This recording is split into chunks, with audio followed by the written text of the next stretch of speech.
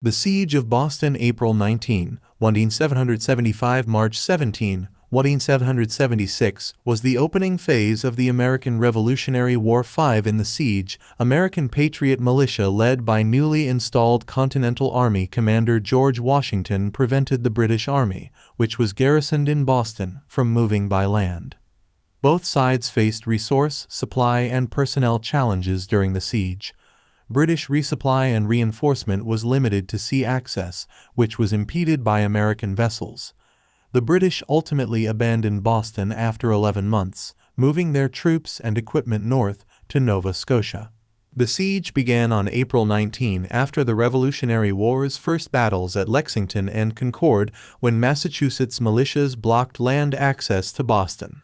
The Continental Congress, meeting in Philadelphia, formed the Continental Army from the militias involved in the fighting and appointed George Washington as commander-in-chief. In June 1775, the British seized Bunker Hill and Breed's Hill, which Washington and the Continental Army was preparing to bombard, but their casualties were heavy and their gains insufficient to break the Continental Army's control over land to Boston. After this, the Americans laid siege to Boston. No major battles were fought during this time, and the conflict was limited to occasional raids, minor skirmishes, and sniper fire. British efforts to supply their troops were significantly impeded by the smaller, but more agile Continental Army and Patriot forces that were operating on land and sea.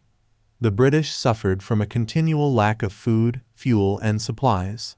In November 1775, George Washington sent Henry Knox on a mission to bring the heavy artillery that had recently been captured at Fort Ticonderoga.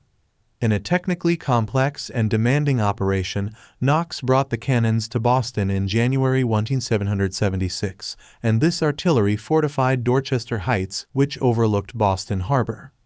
This development threatened to cut off the British supply lifeline from the sea.